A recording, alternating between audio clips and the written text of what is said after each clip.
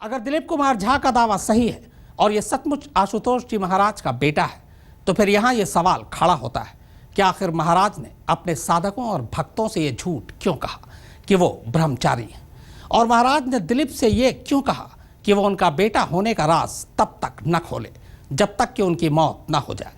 और क्या इसी सच के जाहिर होने के बाद विरासत और संपत्ति के लिए खुद साधकों ने उनका कत्ल कर उसे समाधि का नाम दे दिया, जैसा कि महाराज के ड्राइवर का दावा है।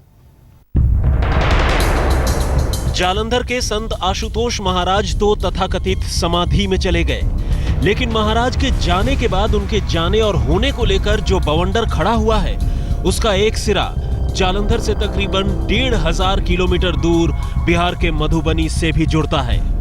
वजह यह है कि मधुबनी का रहने वाला एक शख्स दिलीप कुमार झा न सिर्फ खुद को आशुतोष महाराज का बेटा बताता है, बल्कि ये भी कहता है कि किस तरह उनके पिता संत आशुतोष महाराज बनने से पहले महेश कुमार झा हुआ करते थे।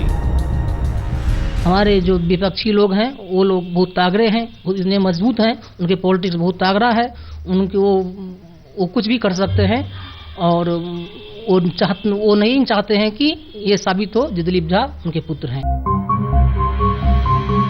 इस बेटे की माने तो चूंकि उनके पिता सन्यासी हो गए थे, 1972 से 1998 तक यानी पूरे 26 सालों तक उनका अपने घर परिवार से कोई वास्ता नहीं रहा। लेकिन फिर 1999 को खुद उसके पिता यानी महेश कुमार झा उर्फ आशुतोष महाराज ने ही अपने परिवार को ढूंढ निकाला और इसके बाद से दिलीप कुमार झा लगातार अपने पिता आशुतोष महाराज के संपर्क में रहे। उन्होंने रोजगार की या पढ़ाई की दृष्टि से वो दिल्ली में गए, फिर विदेश गए, उसके बाद फिर वो सन्यासी बन गए, किसी को खबर नहीं था कहाँ गए नहीं गए। और 99 में हमको एक पत्र मिला, उस पत्र में लिखा था कि जो मैं आपसे मिलना चाहता हूँ, उसमें टेलीफोन नंबर था।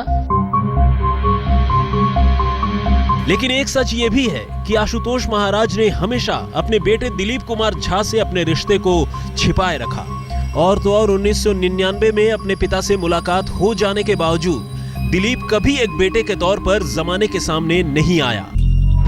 लेकिन अब आशुतोष महाराज की मौत की बात सामने आने के बाद दिलीप एक बार खुलकर सामने आ गए हैं, प्रकट हो गए हैं। ऐसे में सवाल ये उठता है कि आशुतोष और दिलीप के इस छिपने छिपाने के क्या मायने हो सकते हैं। तो दिलीप के पास इस सवाल का जो जवाब है वो चौंकाने वाला है। जी हाँ, एक ऐसा जवाब जो आशुतोष महाराज के लाखों भक्तों का दिल तोड़ सकता है, चकनाचूर कर सकता है। ना वो हमेशा कहते हैं कि वो तो मुझे अपने नाम से पुकारते थे और वो कहते थे मैं आपका पिता हूँ, इसलिए आप जो हैं अपने घर में रहें। और वो कहते हैं कि मैं जोगी महात्मा बन गया, किसी को यह मत कहना कि जो मेरे बेटे हैं कि उससे मुझे निंदनीय दृष्टि से लोग देखेंगे, क्योंकि मैंने अनेक लोगों को बताया कि मुझे शादी नहीं हुआ है, इसलिए आप ये नहीं मत बोलना। इसलिए मैं जब तक वो जिंदा रहे तब तक मैंने किसी प्रकार की किसी को नहीं कहा। जी हाँ, दिलीप की माने तो उनके पिता आशुतोष महाराज ने कभी अपने शिष्यों को अपने शादीशुदा होने और अपने पीछे भरे पूरे परिवार के होने की बात नहीं बताई थी, बल्कि दुनिया की नजरों में उन्होंने खुद को हमेशा ही ब्रह्मचारी बनाए रखा। और 1999 में अपने बेटे दिलीप को ढूंढ निकालने के बाद खुद महाराज ने ही उससे ये राज की बात कही थी। इस वक्त महाराज ने कहा था कि चूंकि अब तक वो खुद को ब्रह्मचारी बताते रहे हैं, इसलिए वो उनके जीते जी कभी खुद को उनका बेटा न बताए। दिलीप की माने तो उसने अपने पिता यानी आशुतोष महाराज की ये बात रख ली और अब उनके मरने के बाद ही सामने आकर अपने पिता की लाश पर दावा कर रहे हैं। दिलीप याद करते हैं कि 1972 में उनके पिता ने पहले तो कामकाज के इरादे से घर छोड़ा था। पहले वो दिल्ली आए थे और फिर यहां से विदेश चले गए, लेकिन इसके बाद उन्होंने अपने घर से संपर्क तोड़ दिया और बहुत से लोगों ने उन्हें मरा हुआ मान लिया।